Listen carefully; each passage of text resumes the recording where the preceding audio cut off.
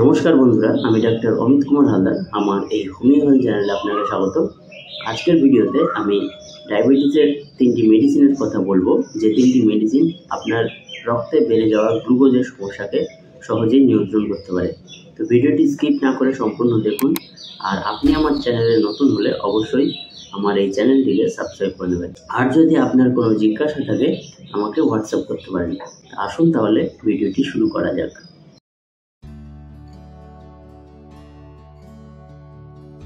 বর্তমানে ডায়াবেটিস সমস্যাটি ব্যাপক দেখা যায়। এই সমস্যায় অনেকেই ভুগতে থাকেন। যখন আমাদের রক্তে গ্লুকোজের পরিমাণ বেড়ে যায়, রক্তে গ্লুকোজের স্বাভাবিক যে রেঞ্জ সেটি হলো খাবার আগে 80 থেকে 120 এবং খাবার পরে সেটি হয় 110 থেকে 140 বা 160। তো 140 এবং 160-এর মধ্যে যদি আপনার গ্লুকোজের রেঞ্জ থাকে খাবার পরে, সেক্ষেত্রে আপনি হবেন প্রি ডায়াবেটিক পেশেন্ট। এবং 160-এর অ্যাবাভ হয়ে গেলে আপনি কিন্তু ডায়াবেটিক মেলাইটিসে পরিণত হচ্ছেন, অর্থাৎ আপনার কিন্তু ডায়াবেটিস সমস্যাটি চলে এসছে। এক্ষেত্রে আপনাকে অবশ্যই কিছু সতর্কতা, কিছু খাবার সংক্রান্ত বিধিনিষেধ এবং কিছু মেডিকেশনের দরকার আছে। অ্যালোপ্যাথিতে আপনি যদি এই ডায়াবেটিসের ট্রিটমেন্ট করেন, সেক্ষেত্রে আপনাকে কিন্তু দীর্ঘদিন ধরে ওষুধ খেতে হবে, এমনকি সারা জীবন পর্যন্ত। এবং এই ওষুধ দেখা যাবে যে আপনার কিন্তু কমবে না, আপনার মেডিসিন কিন্তু ধীরে ধীরে বাড়তেই থাকবে।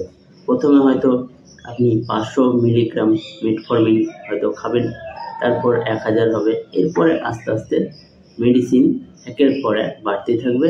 একটি সময় এই সুগার বেড়ে যাবে আপনার শরীরে অনিয়ন্ত্রিতভাবে। তো হোমিওপ্যাথিতে কিন্তু সেই সমস্যাটি আসবে না যদি আপনি প্রথম থেকেই হোমিওপ্যাথিক ট্রিটমেন্ট করেন আপনার ডায়াবেটিক মেলাইটিস ভালো করার জন্য। সেক্ষেত্রে কিন্তু এই হোমিওপ্যাথি মেডিসিনগুলি আপনার শরীরের একটা রক্ষা কবচের মতো কাজ করে এবং ডায়াবেটিককে বাড়তে তো দেবে না, তার সাথে সাথে যে অন্য সমস্যাগুলো, সেই অন্য সমস্যাগুলোও কিন্তু ঠিক করতে শুরু করে। কারণ যখন আমাদের শরীর পর্যাপ্ত পরিমাণে ইনসুলিন তৈরি করতে পারে না এবং গ্লুকোজের যে মলিকিউল, সেই মলিকিউলগুলো যখন আমাদের কোষে পৌঁছায় না, তখন রক্তের মধ্যে একটা স্থিতিশীল অবস্থান তৈরি করে। আর গ্লুকোজ হলো আমাদের কোষের যে খাবার, এনার্জি। তো যখন এই এনার্জি আমাদের কোষ না পায়, তখন সেই কোষগুলোর অ্যাক্টিভিটি কমে যায়। তো সেই কারণে আমরা দেখব যে বিভিন্ন অর্গান ফেলিওর বা অর্গানের যে ধীরে ধীরে ড্যামেজ হওয়ার প্রবণতা, সেটি এই ডায়াবেটিক কন্ডিশনে আসে।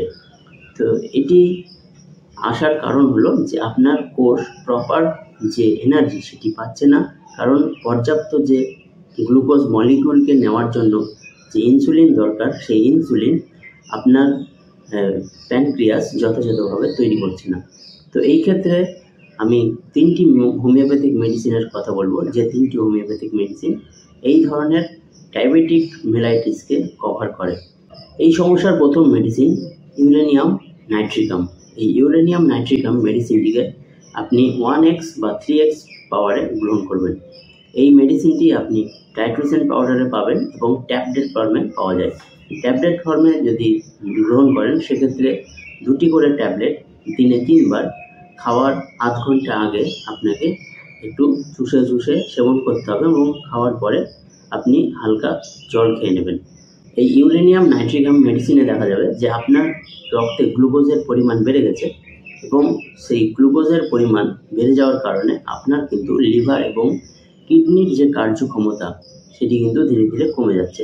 সেই কারণে দেখা যাবে যে এই ইউরেনিয়াম নাইট্রিকামের পেশেন্টরা একটু মানসিক অবসাদে ভোগেন, তাদের মেজাজটা অত্যন্ত খিটখিটে হয়ে যায়, কোনো কিছু সহ্য করতে পারে না এবং তার সাথে দেখা যায় তাদের রাক্ষসে ক্ষুধা, অর্থাৎ প্রচুর পরিমাণে তাদের খিদে পায় এবং প্রচুর পরিমাণে তারা খায়। কারণ তাদের যে কোষগুলো আছে, সেই কোষ এনার্জি প্রপার নিতে পারছে না, অর্থাৎ গ্লুকোজ তার কোষের মধ্যে যাচ্ছে না। সেই কারণে তার কোষগুলো ক্লান্ত হয়ে যাচ্ছে এবং তার শরীর এবং তার ব্রেন ট্রিগার করছে বেশি পরিমাণে খাবার, কিন্তু খেয়ে যে তার আরও অসুবিধা হচ্ছে, কারণ খাওয়ার পরে যে গ্লুকোজ মলিকিউল সেইটা রক্তে কিন্তু আরও বেড়ে যাচ্ছে। তো এই ক্ষেত্রে তার দেখা যায় যে এই খাবারের পরে কিন্তু তার সমস্যা কিন্তু বাড়ে, অর্থাৎ তার একটা অস্বস্তি ভাব আসে এবং সে কিন্তু সহ্য করতে পারে না, এবং দেখা যায় যে তার যে ইউরিনেশনের একটা প্রবলেম থাকে, অর্থাৎ তার অনেক সময় প্রচুর মূত্র ত্যাগ হয়, প্রচুর পরিমাণে সে পেচ্ছাপ করে, এবং সে যদি পেচ্ছাপের বেগকে আটকে রাখে তখন তার তলপেটে প্রচুর পরিমাণে ব্যথা হয়, অর্থাৎ ব্লাডার যে এরিয়া আছে সেখানে প্রচুর পরিমাণে ব্যথা হয়। তো এরপরে তার কিন্তু আবার মূত্র পুচ্ছতা লক্ষ্য করা যায়, অর্থাৎ তার পেচ্ছাপ কিন্তু কমে যায়। তো অর্থাৎ মূত্র অধিক এবং মূত্র কম, এই দুটি সমস্যায় কিন্তু এই ইউরেনিয়াম নাইট্রিকাম মেডিসিনে আসে। তো ডায়াবেটিস কন্ডিশনের ক্ষেত্রে যদি আপনার এই ধরনের সমস্যা আসে, সেক্ষেত্রে এই ইউরেনিয়াম নাইট্রিকাম মেডিসিনটি দারুণভাবে কাজ করে এবং আপনার সুগারকে খুব সুন্দরভাবে নিয়ন্ত্রণ করতে পারে। পরের যে মেডিসিন সেটি হলো ন্যাট্রাম সাল্ফ। এই ন্যাট্রাম সাল্ফ মেডিসিনটি আপনি বায়োকেমিক ফর্মে ব্যবহার করবেন। এই মেডিসিনটি আপনি 4টি করে ট্যাবলেট আপনি দিনে 3 থেকে 4 বার খাওয়ার আধ ঘন্টা পরে একটু চুষে চুষে খাবেন, তারপরে একটু হালকা জল পান করবেন। এই ন্যাট্রাম সাল্ফ মেডিসিনে দেখা যাবে যে এই পেশেন্টরা তারা কথা বলতে কম পছন্দ করেন, এবং তার সাথে কেউ যে কথা বলুক সেটিও তারা কিন্তু চায় না, এবং তাদের দেখা যায় যে রাত্রে তাদের পেচ্ছাপের বেগ বেড়ে যায়, এবং দেখা যায় যে রাত্রে তাদের পেচ্ছাপের বেগ বেড়ে যায়, তারা ঘুমানোর পর বারবার কিন্তু পেচ্ছাপ করার জন্য ওঠে, এবং তাদের ইউরিন যদি টেস্ট করা যায় সেক্ষেত্রে দেখা যাবে যে অ্যামোনিয়া, ইউরিক অ্যাসিড এবং সুগার, এই সমস্ত মলিকিউলগুলো তাদের ইউরিনে বেশি পরিমাণে লক্ষ্য করা যায়, এবং তাদের এই কারণেই দেখা যায় যে তাদের বডি ওয়েট কমতে থাকে।